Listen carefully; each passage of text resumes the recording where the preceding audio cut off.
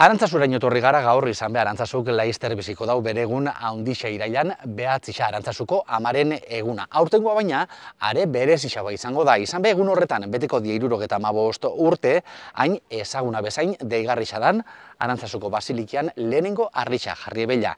Eta orduan hasi izan isa eleberri baten, novela baten itxuria dakon istoixia.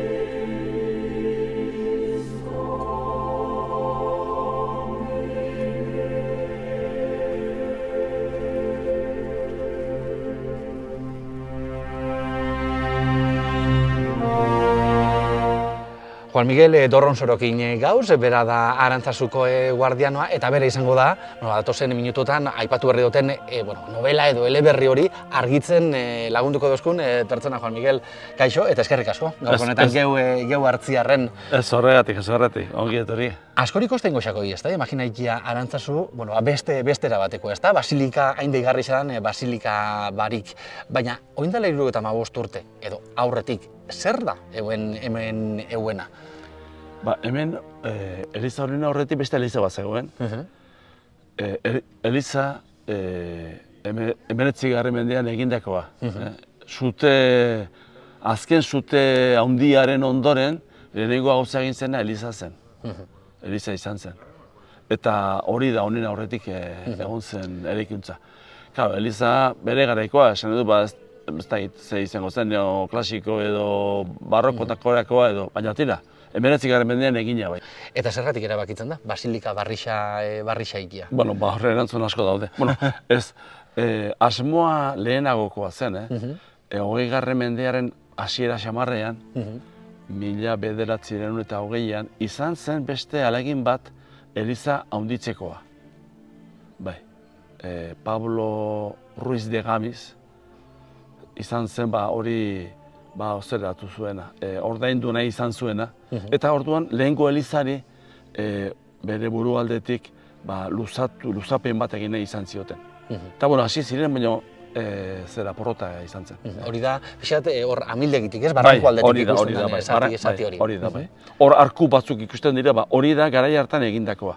Baina nolaz ez zen burutu, hor gelditu zen, porrota eginda.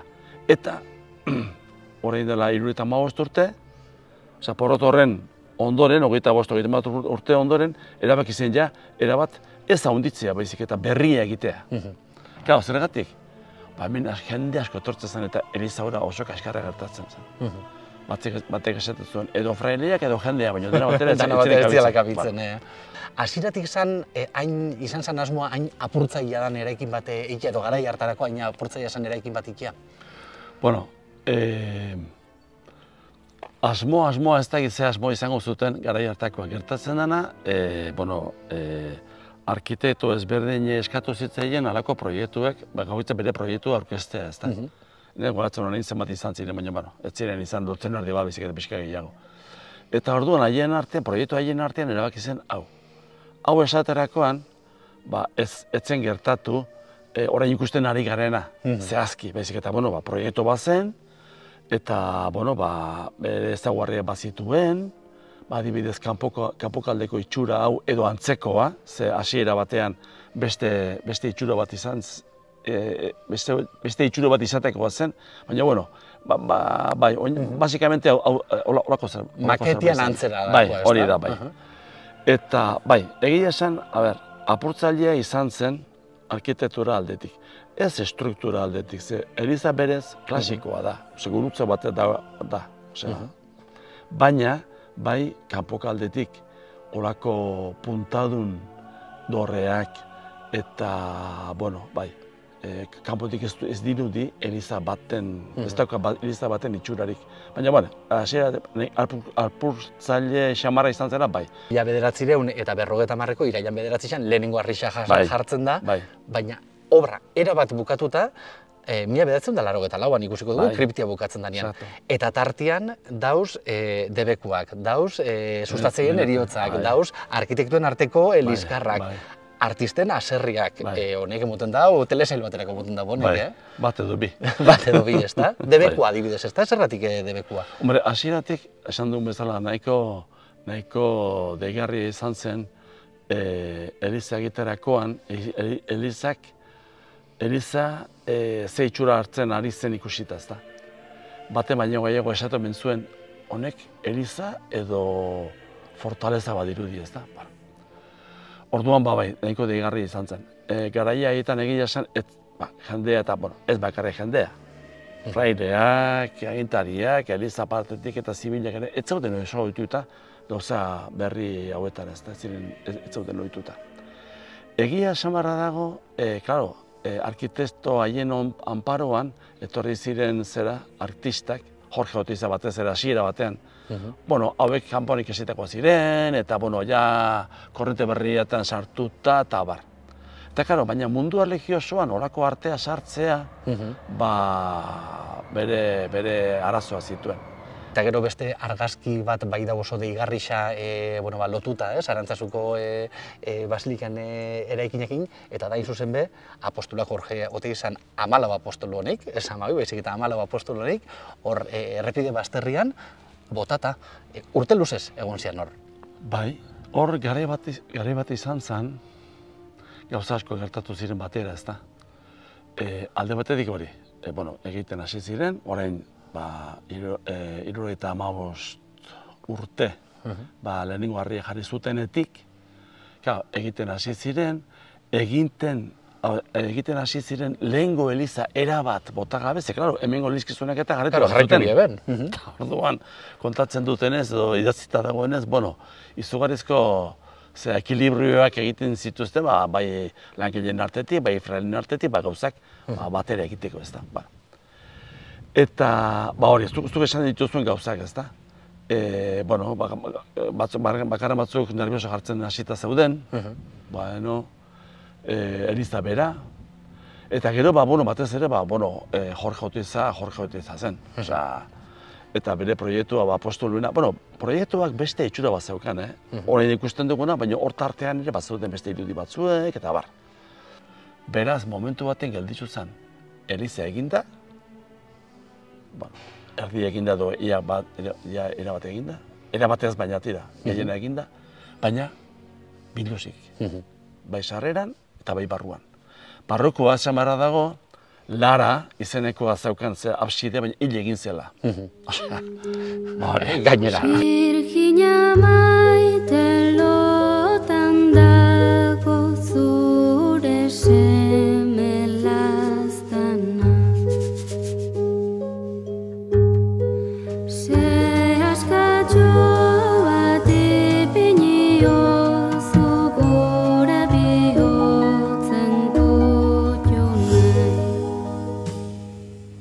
Ongi bai ongi igaro ditzan gauak eta egunak.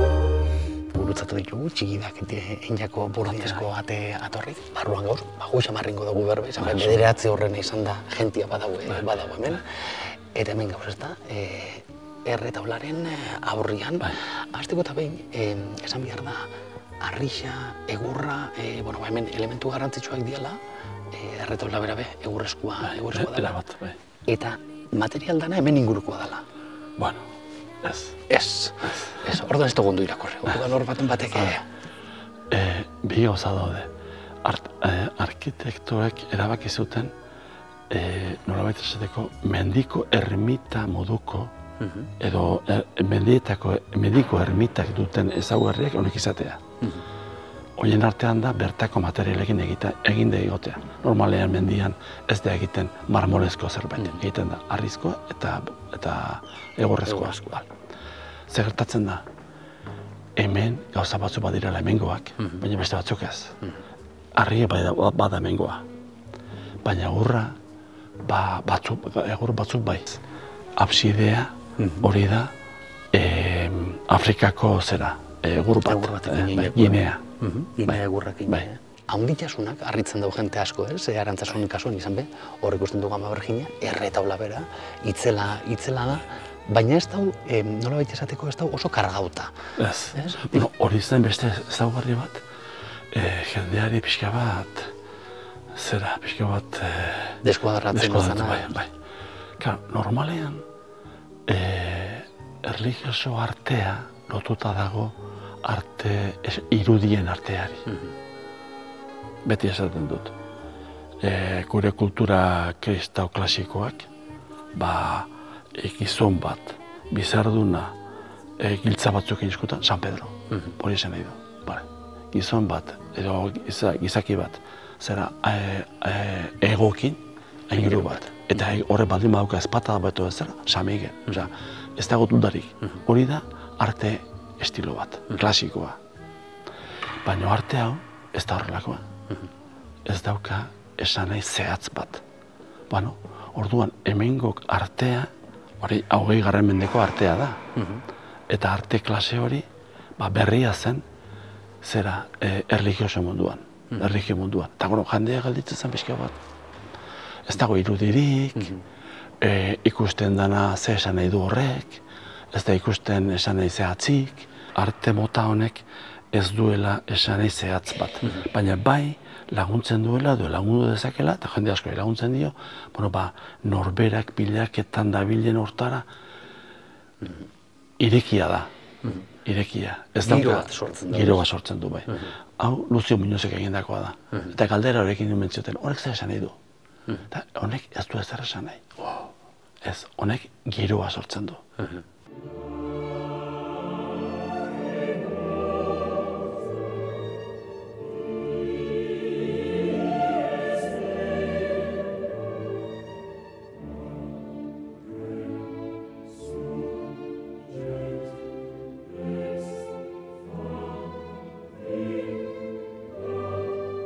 Juan Miguel, hementxe gauz, gure gaurko ibilbideetan, azkeneko geldialdia izango dan, Arantzazoko kriptan, nolabait, 1984an, Nestor Basterretxak hau margotu ebenean, orduan txede bukatu zen, ezta?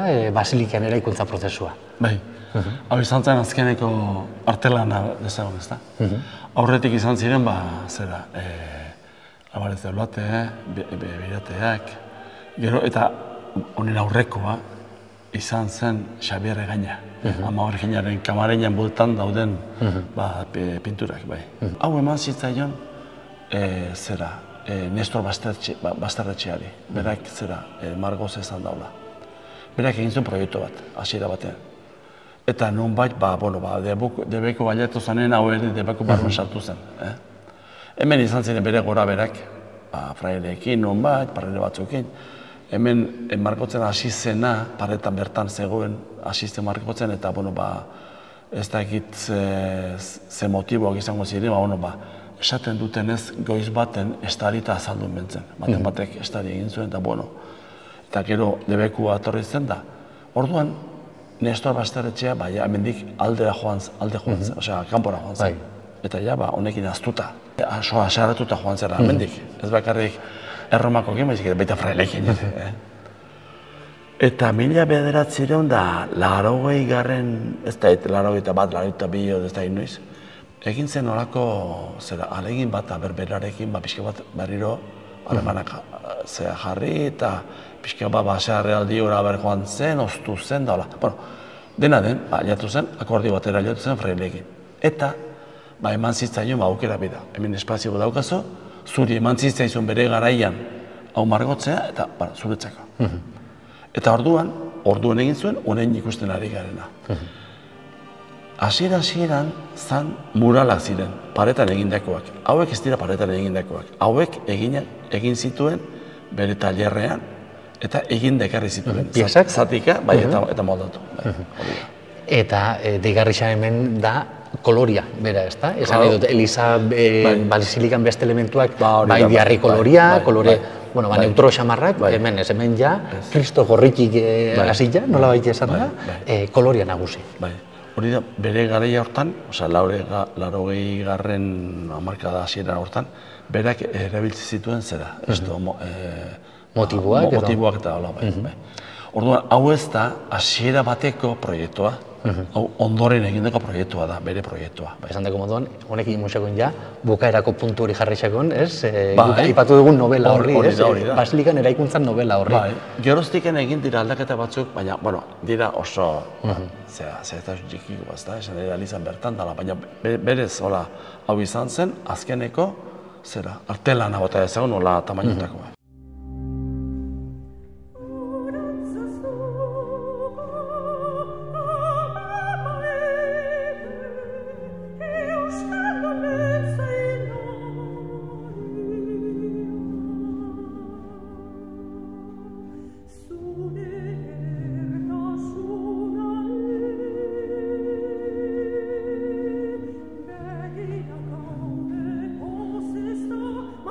Sunes